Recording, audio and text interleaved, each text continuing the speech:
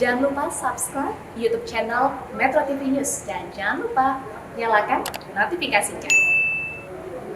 Ya, lantas adakah kendala yang ditemukan penyidik dalam mengusut kasus dugaan penyelewengan dana bantuan untuk ahli waris korban kecelakaan pesawat Lion Air yang dikelola oleh ACT? Sudah bersama dengan kami, Karopenmas Divhumas Polri, Brigjen Pol Ahmad Ramadan. Pak Ramadan, selamat malam.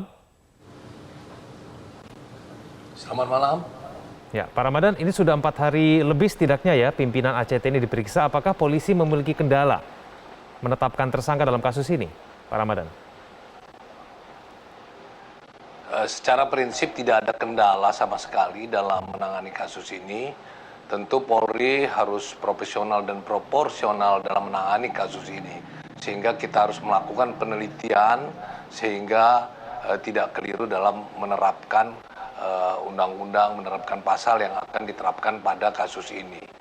Hari ini telah dilakukan lanjutan pemeriksaan, juga dilakukan pemeriksaan terhadap 8 saksi ya.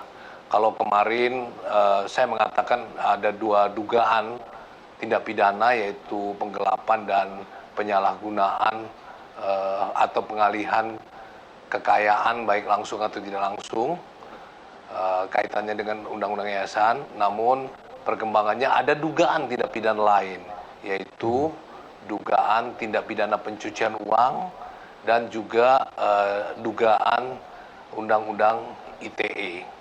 Kemudian hasil pemeriksaan hari ini kita melihat bahwa penelusuran pemeriksaan dalam 10 tahun terakhir, dana yang dikumpulkan oleh ACT ya dari 2010 sampai dengan 2020 berjumlah lebih dari 1,9 triliun ya. Sedangkan dana yang dipangkas diduga mencapai 480 miliar periode 2010 sampai 2020. Baik, Nah, itu Pak yang Ramadan. kita lakukan dan tentu segera mungkin kita akan lanjutkan penyidikan ini dan tentunya ketika unsur-unsur pidana udah cukup dan kita yakin, maka pasti kita akan langsung lakukan penetapan terhadap tersangka. Pak Ramadan, peran dari ACT berkaitan dengan pengelolaan dana CSR Lion Air JT610 itu seperti apa, Pak Ramadan?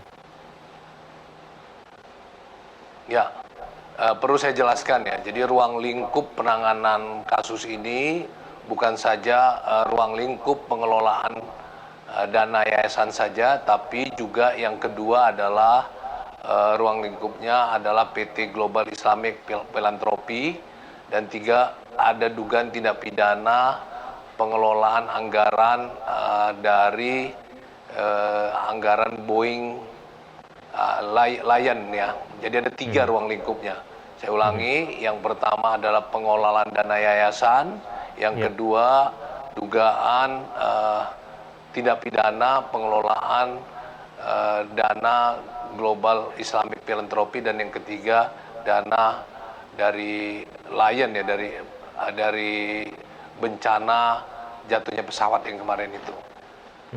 Nah, perlu saya jelaskan bahwa penyelewengan atau penyalahgunaan yang dilakukan ya, selain dana-dana tersebut ada dana yang dihimpun ya, di mana terkumpul dana sampai 60 miliar per bulannya, di mana terjadi pemangkasan 10 sampai 20%, artinya berkisar 6 sampai 12 miliar dana yang dipangkas.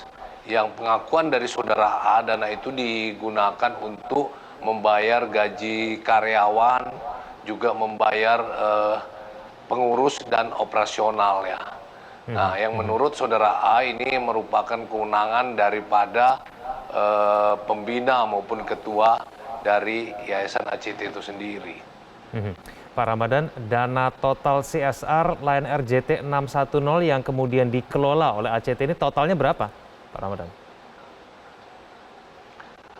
Jadi itu adalah untuk 68 ahli waris, 68 ahli waris yang mana masing-masing ahli waris mendapatkan 2 miliar. Jadi totalnya ada 138 miliar ya.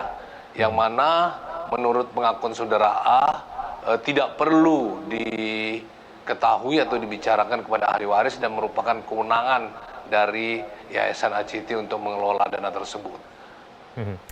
Pak Ramadan, kami konfirmasi apakah betul dana CSR Lion Air ini untuk ahli waris korban ini belum disalurkan oleh ACT, betul tidak?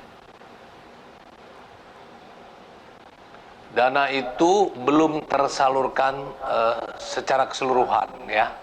Jadi sebagian jumlahnya berbeda-beda, tapi yang jelas dana itu tidak disalurkan ke semuanya.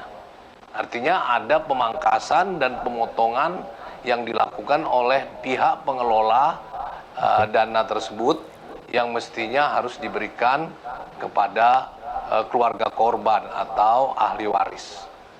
Baik. Pak Ramadan, terima kasih telah bergabung bersama kami di Prime Time News. Kita tunggu pengungkapan kasus selanjutnya dari Polri. Selamat malam. Ya, terima kasih Mas.